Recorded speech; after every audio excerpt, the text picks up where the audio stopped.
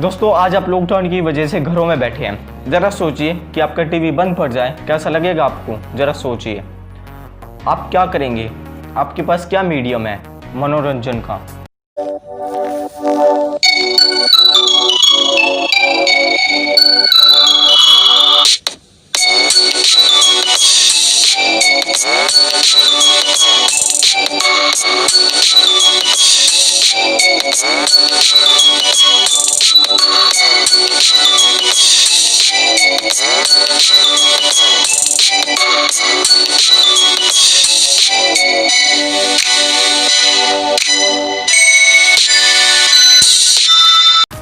सदियों तक दुनिया ऐसी रहती आई थी, लेकिन आज से तकरीबन 150 साल पहले कुछ ऐसा हुआ कि इंसानी इतिहास का पासा ही पलट गया। कभी मनोरंजन के लिए लोग जानवरों की लड़ाई देखते थे, रोमन एम्पायर में ग्लैडिएटर्स की लड़ाई देखते थे या फिर कुश्ती देखते थे, लेकिन इस छोटे से डिब्बे ने आपको कुछ नए और बेहतरीन साधन आपके हाथों में थमा दिए। आइए थोड़ा जानते हैं कौन था वो इंसान जो शायद बहुत ज़्यादा बोर हो रहा था और उसी बोरियत से बचने के लिए उसने इंसान को यह डिब्बा पकड़ा दिया। टेलीविज़न के इन्वेंटर जॉन बियर्ड बचपन के दिनों में बीमार रहा करते थे, इसलिए स्कूल नहीं जा पाते थे। 1858 को स्कॉटलैंड में पैदा हुए बियर्ड को टेलीफोन का इतना क्रेज था कि 12 साल की उम्र में उन्होंने अपना खुद ही टेलीफोन बना लिया।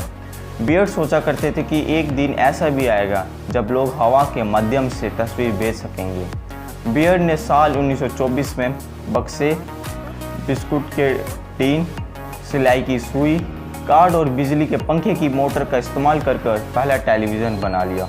इसके बाद दुनिया के पहले वर्किंग टेलीविज़न का निर्माण 1927 में फिलोल फोन्सवर्थ ने किया था, जिसे 1928 को प्रेस के सामने पेश किया गया। उसके बाद जॉन बियर्ड ने कलर टीवी का आविष्कार 1928 में किया था।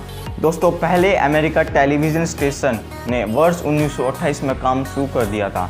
बीबीसी का प्रसारण 1930 में शुरू हुआ और दोस्तों अमेरिका में पब्लिक ब्रॉडकास्टिंग 1940 में हुई। सोनी कंपनी ने पहली बार 1967 में होम वीडियो सिस्टम पेश किया।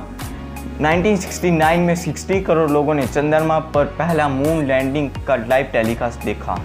1981 में पहली बार जापानी टीवी कंपनी ने NHK ने HD टीवी पेश किया। लेट 19s में अमेरिका में कुछ टीवी सीरीज की शुरुआत हुई, उनमें से स्पंज बॉब, सिम्पसन्स, फ्रेंड ऐसे ही कुछ बड़े नाम थे और उसने टीवी देखने का नज़रिया ही बदल दिया और यह टीवी सीरीज इतनी फेमस हुई कि आज तक लोग इन्हें देखते हैं। अमेरिका को टीवी के सरकारी प्रोपेगेंडा की फुल यूटिलिटी पता थी और उसने शुरुआत से ही उसको खूब एक्सप्लॉइट किया, चाहे वह लोनी ट्यून्स नाम के कार्टून शो जिसमें वर्ल्ड वॉर 2 में अमेरिकी जनता के मन में अमेरिकी फ़ौज के लिए मॉरल सपोर्ट हो या फंड्स कलेक्ट करना हो, या फिर रैम्बो, रॉकी, टॉप गन और ऐसी ढेरों मूवीज़ बनाकर अमेरिकी जज्बे का लोहा मनवाना हो। यह मूवीज़ पूरी दुनिया में देखी गई और पूरी दुनिया के मन में अमेरिका एक सपने की तरह उभर आया। अमेरिका ने पूरी दुनिया में सुपरमसी साबित करने में अपने टीवी जैसे हथियार का बड़ा बढ़ चढ़कर इस्तेमाल किया और यह एक बहुत बड़ा रीज़न था कि अमेरिका कोल्ड वॉर जीत पाया।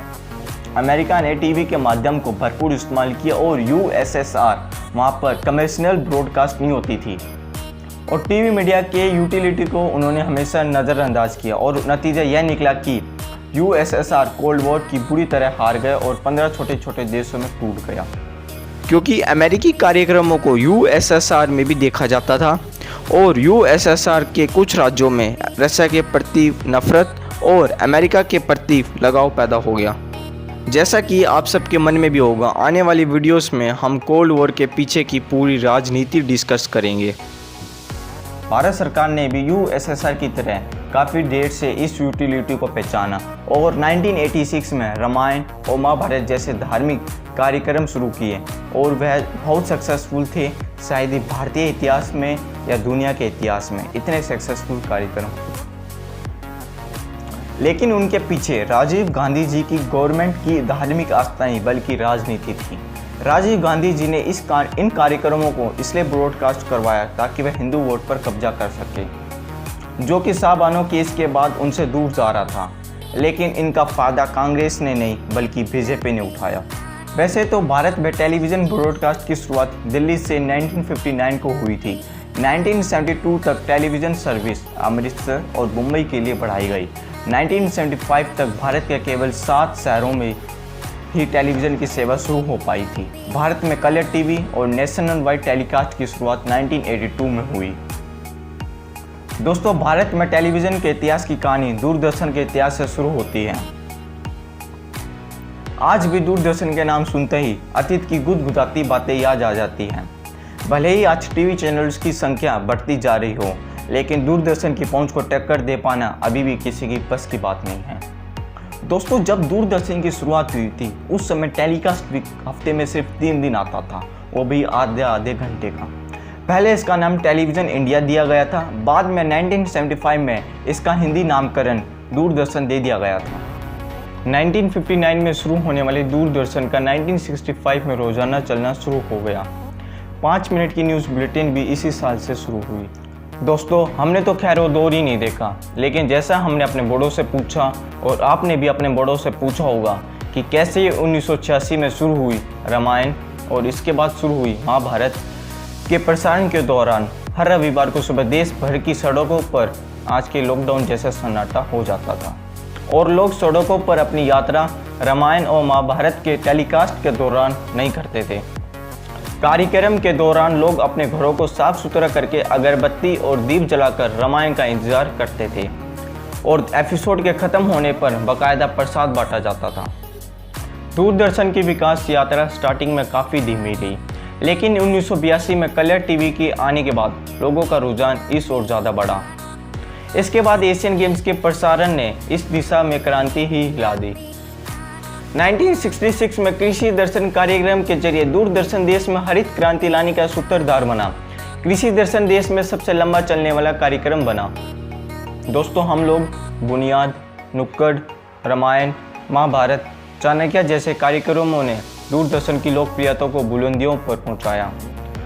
अगर विज्ञापन की बात करें तो मिले सूर मेरा तुम्हारा, जहां लोगों को एकता का संदेश देने में कामयाब रहा, तो वहीं बुलंद भारत की बुलंद तस्वीर हमारा बजाज से अपनी इंडस्ट्रियल कैपेसिटी का लोहा भी बनवाया।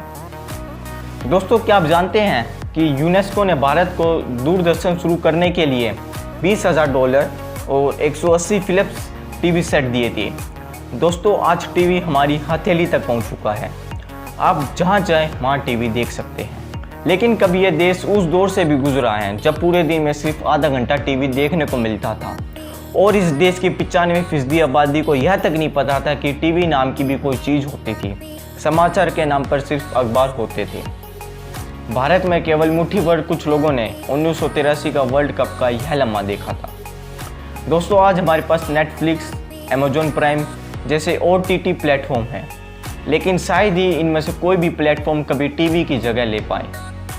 दोस्तों, आज भी टीवी ने अपनी वो जगह नहीं खोई है। दोस्तों, आज टीवी पर आपको हर तरीके के कंटेंट मिल जाएगा। अगर आप राइट विंग न्यूज़ देखना चाहते हैं तो वो देख सकते हैं और लेफ्ट विंग न्यूज़ देखना चाहते हैं तो वो देख सकते हैं।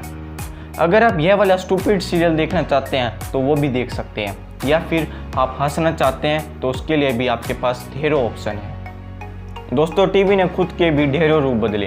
पहले कभी यह black and white CRT monitor हमारा टीवी हुआ करता था, फिर आया कलर टीवी, उसके बाद आया प्लाज्मा टीवी और फिर आया LCD टीवी और उसके बाद आया LED टीवी और आजकल OLED, QLED और एंड्रॉयड टीवी।